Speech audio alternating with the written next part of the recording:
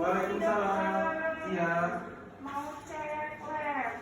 Oh, ini Ibu Maul ya. Ingin melakukan pemeriksaan. Oke, untuk pemeriksaan awal kita pertama cek berat badan ya. Iya. Ibu Maul ya.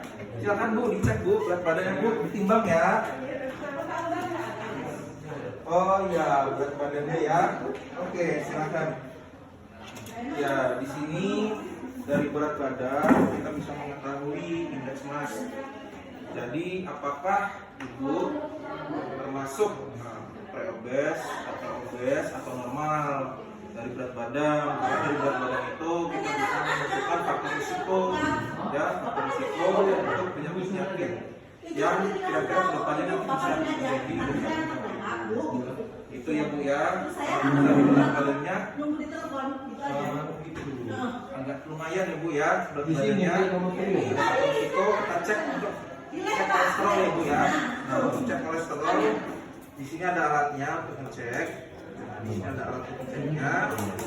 Kemudian di sini ada sticknya. Ini adalah untuk dimasukkan ke alat daftar. Ya setelah itu kita lihat juga ada lancet untuk jarumnya untuk ditusukkan. Kemudian juga ada kapas alkohol ya. Ya untuk kapas alkohol kita akan cek di ambil darah dari pembuluh darah kaliver di ujung ya, biasanya itu di jari. Diusap begini, ambil nanti dipasang jarumnya ke lancet. Ya kemudian ya nanti dicek ketika darahnya sudah keluar dimasukkan ke sini ya. Ya kemudian nanti dari alatnya kita lihat untuk kadar kolesterol totalnya. Kalau Ibu kadar kolesterolnya normal di bawah 200 ya. Kalau 200 ke atas itu artinya kolesterolnya tinggi. Berarti itu harus diperbaiki dari gaya hidup ya, dan pola makan juga. Seperti itu. Itu adalah faktor yang bisa dimodifikasi biar Ibu tidak terkena penyakit yang akan berkembang di kemudian hari. Jadi kolesterolnya kalau tinggi, kemudian berat badannya juga tinggi, itu faktor risiko Ibu bisa terkena penyakit, mungkin bisa dari hipertensi, kemudian bisa penyakit jantung juga, bisa juga ke salah satunya juga bisa sakit DM atau diabetes mellitus, seperti itu. Baik, terima kasih atas pemeriksaannya.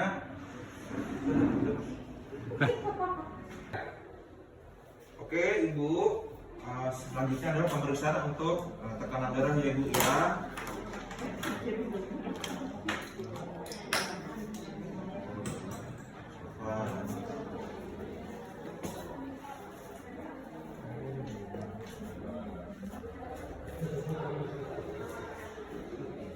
Kita periksa tekanan darah.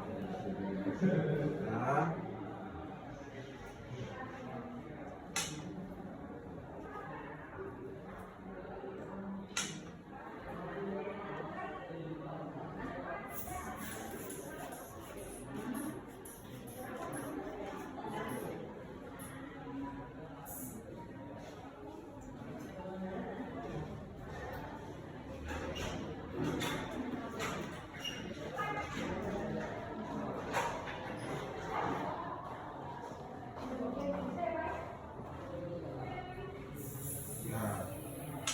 Ibu tekanan darahnya 110/70 masih bagus. Dikatakan kalau tekanan darahnya tinggi ketika dia tekanan darahnya adalah 140/90 atau lebih ya, itu bisa dikatakan darah tinggi. Kalau darah tinggi itu faktor risiko Bu ya, untuk penyakit bisa terkena penyakit lainnya. Kalau sudah punya darah tinggi itu harus lebih sering-sering kontrol ya, kontrol cek bisa di puskesmas atau mungkin di bidan.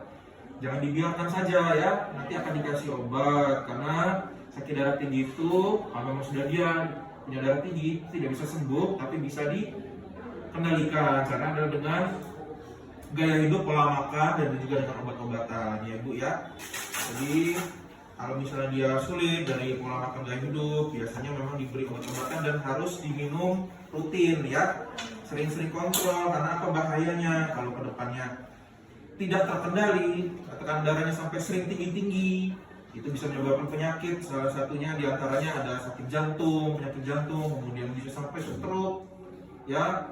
Nah, itu yang sangat ditakutkan. Jadi kadang-kadang pun kalau darah tinggi pun kadang ada orang yang dengan gejala misalnya sakit kepala, nyeri tengkuk atau nyeri di belakang leher. Tapi ada juga yang darahnya sampai tinggi banget tapi nggak kerasa atau nggak ada gejala, itu juga ada, ya. Jadi jangan sampai menunggu ada gejala baru berobat. Ya, kalau misalnya memang darahnya tinggi, nah, segera kontrol, ketemu dokter agar bisa konsultasi dan bisa diberi obat seperti itu. Cukup paham ya Ibu ya untuk tekanan darah ya. Jadi normalnya di bawah 140 ya, 120, 130, 80 masih oke. Ya, dan juga perlu istirahat yang cukup, kelola stres. Begitu ya Bu ya. Oke Bu, terima kasih. Oh iya, Ibu tadi kan setelah ditimbang, tadi berat badannya memang agak berlebih ya Ibu ya. Iya, dokter. Berat badannya sekitar 80 tadi ya. Jadi memang Ibu harus mulai atur pola makan, pola hidup. Pola hidupnya apa? Olahraga rutin, minimal seminggu 2 kali. Kemudian juga pola makan ya. Kita harus hindari makanan-makanan yang tinggi kalori, manis-manis, dan juga tinggi lemak ya. Jeroan, ya, makan-makan yang jeroan, terus juga kayak berminyak-minyak. Nah, yang manis-manis, sering jajan yang manis-manis biasanya. Iya, sering ya, makanya kalau terlalu sering jajan tuh kadang-kadang nggak kerasa kita ngemil. Nah, berat badannya akan bertambah dan juga bisa ada pengaruh ke kadar kolesterol. Kalau darahnya sudah tinggi, kolesterolnya juga tinggi, bahaya Bu, bisa penyakit ya. Salah satunya yang kami takut adalah penyakit jantung ya, penyakit jantung koroner. Nah, sampai pembuluh darah di jantung bisa sampai menyumbat nanti di situ. Gitu ya Bu ya. Dan juga untuk pola makan harus gizi seimbang. Jadi harus ada nasi, sayur, ada lauk, ya, ada buah-buahan. Dan meskipun sudah makan buah-buahan, lauk, sayur, tapi jangan itu saja ya. Jadi harus bervariasi.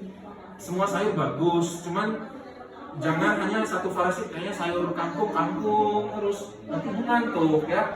Ganti sayur bayam, ya, sayur brokoli, terong dan lain-lain. Begitu juga lauk ya. Lauk juga ada protein hewani dan nabati.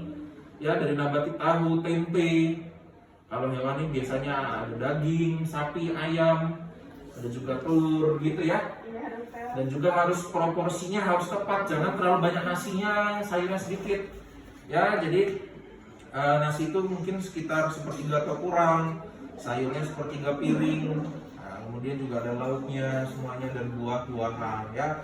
Buah-buahan juga bagusnya variatif ya, jangan itu saja, agar dia seimbang, agar dietnya juga maksimal ya. Gitu. Jadi pola makannya sudah bagus, diikuti juga dengan olahraga. Begitu. Jangan kebanyakan jajan juga. Begitu ya, cukup paham ya Ibu ya untuk berat badannya, agar bisa diturunkan biar bisa menjadi normal, insya Allah. Begitu ya Bu, cukup jelas ya. Oke Bu, terima kasih. Assalamualaikum.